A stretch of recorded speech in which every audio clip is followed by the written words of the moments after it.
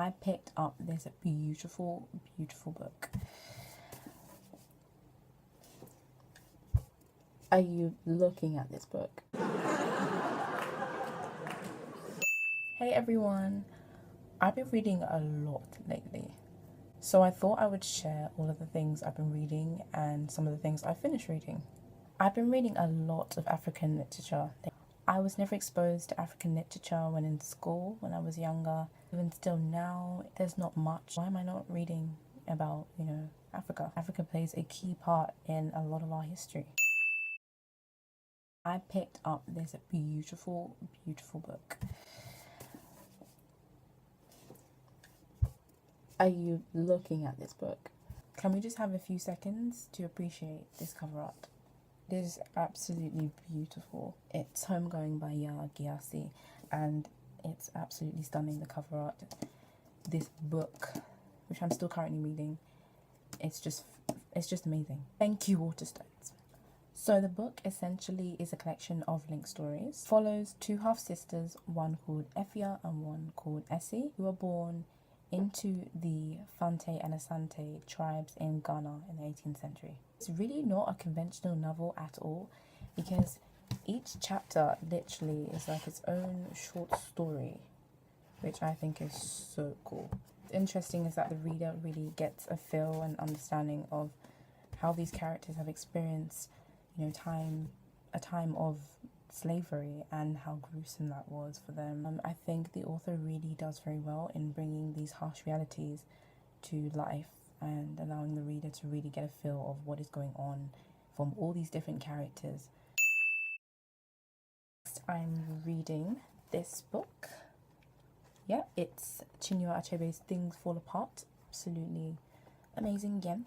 I was going to say that about every book. It tells a story about a man called Akonkwo who grows up in a village in Nigeria. The book is set in the 1890s. It portrays a clash between Nigeria's white colonial government and traditional Igbo culture. There are a lot of proverbs, man. Like, there are so many. Let me find one. If a child washed his hands, he could eat with kings. Ageism at its very best. Women have no control, literally, over their own lives in this book. A dark history. I'm glad things are finally changing slowly. I just finished reading Dear Ijawele by Chimamanda Ngozi Adichie.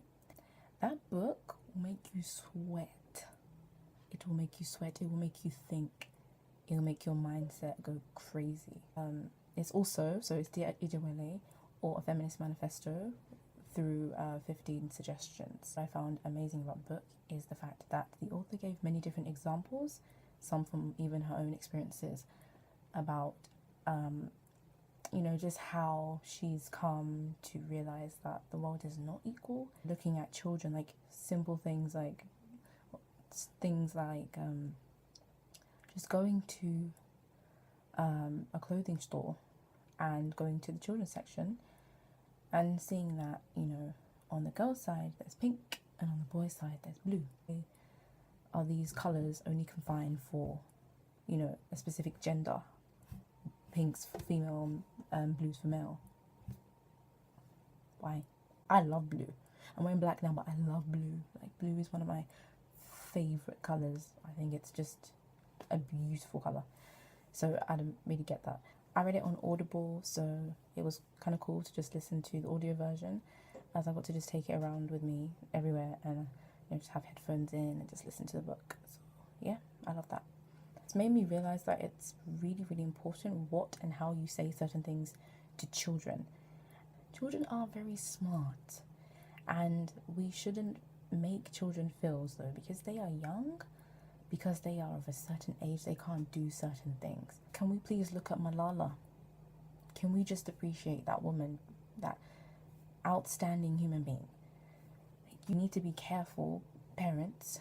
I'm not a parent, but I'm just saying, I really feel that it's important to be careful with what we tell children, because telling a child that a girl, you should be girly, or do something like this because this is how girls should do it, and being a guy, you shouldn't or a boy, you shouldn't cry, you shouldn't shed emotion because you're a boy and you need to grow up into a man and be strong and all of that ridiculousness. Just because you cry does not mean you're weak. Well, these children should be told that difference is a beautiful thing. Why are we teaching people to be the same? To be the same as someone else that they know, to be the same as their friend, to be all exactly the same, talk the same, dress the same. Why are we doing that? Why can't we be different? You're a certain way because it should bring out the best human being that you're meant to be, the best version of yourself. As long as you're not harming anyone, what's the issue? Kilode. Story about a girl called Cecilia who was initially homeschooled and is now going to Hogwarts for her 5th year. So she's going to Hogwarts, School of Witchcraft and Wizardry. Can I come? Can I come? I think I'm on like chapter 3 or something, but I'm already hooked. I love the fact that she's brought back some characters that are just... She's brought back... Wait for it. Wait for it. Wait for it. James Potter. Lily Potter. Well, Lily Evans. Lupin. Peter Pettigrew. Yeah. Yes, exactly. And of course, Sirius Black. Thinking of Harry Potter just reminds me of childhood, just memories, and just watching, reading about Harry Potter and just really getting into that fictional world, because it doesn't really feel like it's fiction sometimes. It feels like it's real. I took the test on Pottermore, so I am a certified Hufflepuff member. Like, at first I was like, I want to be in Gryffindor. Cedric Diggory was in Hufflepuff. Obviously before he died, that tragic death was devastating for me. I just love that man. When I found out he was in that house, he was in the Hufflepuff house, as I am a certified Hufflepuff house member, I was pretty happy. This may surprise people, but it is the truth. In many, many ways, Hufflepuff is my favourite house. On my not so best days, I literally just stay in my room and listen to Harry Potter and the Philosopher's Stones soundtrack, which you can find on YouTube. It's actually there. It just relaxes me and makes me feel good, makes me feel happy, and yeah, I just love listening to the music, because you have to admit the music was really good. If you're a Harry Potter fan, please comment below and please tell me what you thought of the music in the films. Wasn't it just amazing? And oh yes, follow me on Wattpad. I wrote a short story called More Than Just an Afro. So yeah, check it out. The story really stems from my experiences of having an afro, having an afro, still having an afro. You know, there are a lot of negative connotations associated with having an afro, that it's not presentable enough, it's messy. This is the hair I was born with, and you're basically telling me that you don't accept my own reality, you don't accept that I was born this way, you don't accept me. My hair, this is my hair. Well, these are some extensions on top, but this is my hair. And when I take this out, I have a beautiful afro, and I love it. I love it. I chopped it all off a few years ago. I've been natural for about, I'll have to check this, I think about 3 years, and 3 and a bit years. And yeah, so I chopped all my hair off because I used to relax it. So I had, my hair was just messed up. Like, it was natural hair, like the roots were really curly and the ends were really straight because I chemically straightened it. And I decided one day, like, I'm tired of this. Like, my hair looks a mess. I'm not happy with it. So I chopped it all off. Like, I just snipped it all off and I did it myself. And then everyone was just like, what the? He was so confused. Like, why did you do that?